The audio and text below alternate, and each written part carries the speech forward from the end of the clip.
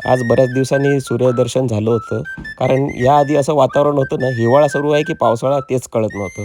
Confusion ही confusion आहे. पण त्यातल्या त्यात कन्फ्युजन दूर झालं आणि आम्ही निघालो आमच्या पुढच्या डेस्टिनेशनला. तर आम्ही निघालो होतो माझ्या आजोळी माझ्या आजोबांना भेटण्यासाठी आणि त्यांची तिथे सीताफळाची खूप मोठी बाग आहे आणि बागेत गेल्यावरती सीताफळ खायला मिळणं म्हणजे जावयाला भली मोठी ट्रीट आहे. गेल्या गेल्या पिकलेलं सीताफळ भेटलं. डोळे बघा खाऊन डोळे मोठे झालेत. बाजारातलं सीताफळ खाणं आणि शेतात जाऊन खाणं, बागेत जाऊन खाणं एक वेगळीच मजा असते. हो आणि ते पण इतकं फ्रेश मिळालं तर अजूनच आनंदी आनंद आहे. तर मी बाकीच्यांना म्हटलं मी टेस्ट करतो आधी आणि मग नंतर तुम्ही खा. पण ते माझ्या टेस्टिंगमध्येच ते संपून गेलं आणि तेवढ्यात मला एक भलं मोठं सीताफळ सापडलं आणि मी लगेच त्या झाडावर चढलो आणि ते सीताफळ तोडून काढलं. तर तुम्ही बघू शकता किती मोठं सीताफळ आहे ते.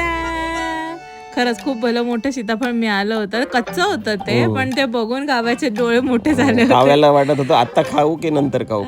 पण आता त्याला पिकायला वेळ लागणार होता, ऍटलीस्ट 1 ते 2 दिवस तरी. पण मग त्याच्यामुळे आमच्या आशा अजून प्रफुल्लित झाल्या आणि मग आम्ही अजून सीताफळ तोडायचं ठरवलं. आणि माझा एक्सपिरियन्स जो होता त्याच्यानुसार मी त्यांना सांगत गेलो की हे तोडा ते तोडा आणि बाकीचे लागले कामाला.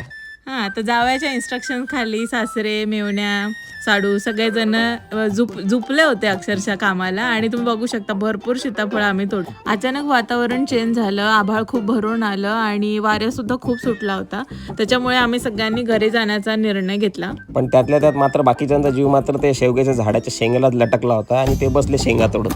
त्यामुळे मग आता पाऊस सुरू होणार होता म्हणून सगळेजण घरी जाण्यासाठी पळत होते आणि शेखर तर रिव्याला घेऊन जोरात पळत सुटले. सगळे घरी येईपर्यंत ऑलमोस्ट भिजलो होतो आणि त्यात भिजलेला पण याच्यात आम्ही डिस्टिल वॉटरनी आपलं मस्त तोंड हातपाय धुतले आणि परत निघालो आम्ही आजी आजोबांना भेटून.